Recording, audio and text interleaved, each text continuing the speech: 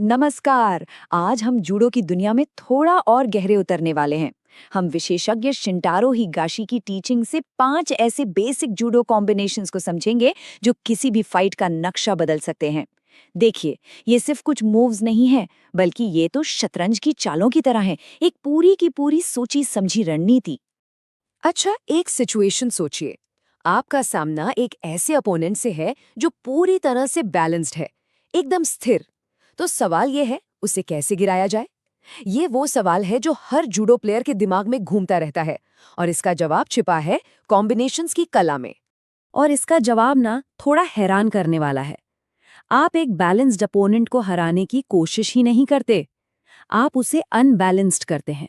देखिए, जूडो में असली जीत ताकत से नहीं आती, वो आती है सही मौके पर सामने वाले का बैलेंस बिगाड़ने से और फिर उस एक पल का फायदा उठाने से। तो ये सब काम कैसे करता है? हर कामयाब कॉम्बिनेशन के पीछे ना एक बहुत ही सिंपल सा लेकिन जबरदस्त प्रिंसिपल छुपा है। Attack, reaction, attack. आइए इस गेम चेंजिंग फॉर्मूला को समझते हैं। ये जो 3 स्टेप का फॉर्मूला है ना, ये जूडो कॉम्बिनेशन की जान है। Step 1, setup attack.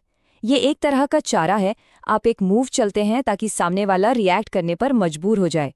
स्टेप 2, मजबूरन रिएक्शन। अब बचने के लिए उसे अपना बैलेंस तो बदलना ही पड़ेगा, और बस यही तो हम चाहते थे। Step 3, finishing attack. और जैसे ही वो अपना बैलेंस बदलता है, बूम, आप उस मौके का फायदा उठाकर अपना असली अटैक कर देते हैं। ठीक है, तो चलिए अब आते हैं असली एक्शन पर। हमारा जो पहला कॉम्बिनेशन ग्रुप है, वो शुरू होता है ऊंचीगारी से, मतलब अंदर वाले पैर पर अटैक करके। देखते हैं कि ये एक पावरफुल सेटअप का काम कैसे करता है। तो सबसे पहला और सबसे क्लासिक कॉम्बिनेशन है ऊंचीगारी से ओसोतोगारी। ये एक कमाल की टैक्टिक है। आप अंदर से अटैक शुरू करते हैं और फिनिश बाहर की तरफ करते हैं। तो देखिए ये होता कैसे है।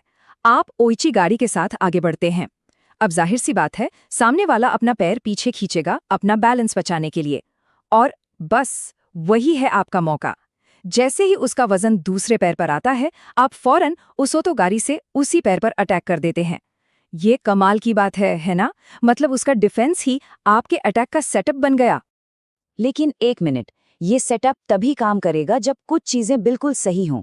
पहली बात, आपकी पकड़ वो डोमिनेंट होनी चाहिए, जैसे कॉलर पर ऊंची पकड़, ताकि आप उसकी अपर बॉडी को कंट्रोल कर सकें। दूसरी बात, आपका पहला अटैक नकली नहीं लगना चाहिए, उसमें इतना दम होना चाहिए कि सामने वाला रिएक्ट करने पर मजबूर हो जाए। अब आते हैं एक और बहुत जरूरी चीज पर, स्टैंस। सोचिए, जब एक राइटी दूसरे राइटी से लड़ता है तो सब कुछ सिमेट्रिकल होता है, बैलेंस्ड। लेकिन जब एक राइटी का सामना एक लेफ्टी से होता है तो पूरा गेम ही बदल जाता है। इससे एक पावर साइड और एक ओपन साइड बन जाती है, और यही हमारे अगले कॉम्बिनेशन की चाबी है। और इसी राइटी वर्सेस लेफ्टी सिचुएशन के लिए एक जबरदस्त कॉम्बिनेशन है ओचीगारी से ताई ओतोशी। ये दिखाता है कि एक अलग तरह के स्टांस का फायदा कैसे उठाया जा सकता है। यहाँ पर स्ट्रैटेजी थोड़ी सी अलग है। आप ऊंची गारी से अटैक करते हैं, लेकिन सामने वाला क्या सोचता है? उससे लगता है कि ऊंची माता आने वाला है। इसी धोखे में वो अपना वजन दूर वाले पैर पर शिफ्ट कर देता है, और बस वो जाल में फंस गया। आप फौरन उसकी बॉडी के आर पार कदम रखते हैं और फिर एक जोरदार ताइयोतोशी यानी बॉडी ड्रॉप से काम तमाम। कहते हैं ना, मंजिल एक रास्ते अनेक। बस यही बात अगले 2 कॉम्बिनेशंस पर लागू होती है।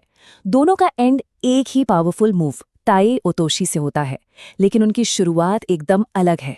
तो तीसरा कॉम्बिनेशन है कौचिगारी से ताई ओतोशी। ये राइटी वर्सेस राइटी के लिए एक क्लासिक और बहुत असरदार स्ट्रैटेजी है। ये तकनीक ना बड़ी चालाकी वाली है। आप कोचिगारी से उसकी एड़ी को हुक करते हैं। अब जाहिर है वो बचने के लिए अपना पैर पीछे करेगा, और जैसे ही वो पीछे जाता है, आप उसकी उसी मोमेंटम को इस्तेमाल करके ताई ओतोशी के लिए अंदर आ जाते हैं। एक बार फिर उसका डिफेंस ही आपकी जीत की वजह बन गया। इसके पीछे का साइंस भी बड़ा मजेदार है। इसे कहते हैं अनवेटिंग। इसका सीधा सा मतलब है कि आप सामने वाले को मजबूर कर देते हैं कि वो अपना वजन उस पैर से हटा ले जिस पर आपको अटैक करना है, और जैसे ही उस पैर से वजन हटा, उसे स्वीप करना बच्चों का खेल हो जाता है। यही इन टेक्निक्स के पीछे का असली सीक्रेट है। तो ताई ओतोशी तक पहुंचने का एक और रास्ता भी है। हमारा चौथा कॉम्बिनेशन, सासाएत सुरिकोमी आशी से ताई ओतोशी। इसमें क्या होता है, आप सांस आए से उसके टखने को ब्लॉक करते हैं। अब वो क्या करेगा? वो अपना पैर पीछे खींचेगा, जोर लगाएगा, और बस आप उसकी उसी ताकत को उसके खिलाफ इस्तेमाल करते हैं और उसे आगे की तरफ खींचकर सीधे ताई ओतोशी में ले जाते हैं। ये सचमुच उसकी ताकत को उसी के खिलाफ इस्तेमाल करना है। और अब आते हैं हमारे पांचवें और आखिरी कॉम्बिनेशन पर। ये दिखाता है कि कैसे कभी-कभी बेस्ट डिफेंस ही बेस्ट ऑफेंस होता है। ये है अपने डिफेंस को अटैक में बदलने की आर्ट। जैसा कि खुद शिंतारो हिगाशी कहते हैं, वो इसकी उम्मीद करेगा और उस पैर को पीछे लाएगा। यही मेरे लिए जाने का सही समय है। मतलब ये दिखाता है कि जूडो सिर्फ शरीर का नहीं, दिमाग का भी खेल है। आपको अपने ओपोनेंट से हमेशा एक कदम आगे सोचना पड़ता है। तो यहाँ स्ट्रैटेजी क्या है? आप एक बड़े फॉरवर्ड थ्रो का दिखावा करते हैं। आपका अपोनेंट वो डिफेंसिव हो जाता है, जोर से पीछे हटता है और खुद को बचाने के लिए सीधा खड़ा हो जाता है, और बस फंस गया आपके जाल में।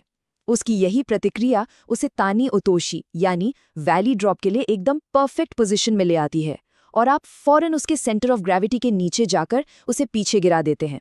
तो इन पांचों कॉम्बिनेशंस का निचोड़ क्या है? देखिए, असली बात सिर्फ मूव्स रटना नहीं है, बल्कि उन प्रिंसिपल्स को समझना है जो इन सबको आपस में जोड़ते हैं। अगर इस पूरी बातचीत से सिर्फ 3 बातें याद रखनी हो तो वो ये हैं। पहला नियम, कंट्रोल। हमेशा पहले पोस्चर और पोजीशन पर कंट्रोल करो। दूसरा नियम, सेटअप। याद रखिए, आपका पहला अटैक लगभग हमेशा एक चारा होता है, असली हमला नहीं। और तीसरा नियम, फायदा उठाना। असली अटैक वो होता है अपोनेंट के रिएक्शन पर। तो एक बात हमेशा याद रखिएगा, जूडो में मास्टरी 1000 मूव्स जानने से नहीं आती, बल्कि ये जानने से आती है कि कोई भी 3 मूव्स एक दूसरे से जुड़ते कैसे हैं। तो अब सवाल ये उठता है कि आपके वो 3 कनेक्टिंग मूव्स कौन से होने वाले हैं।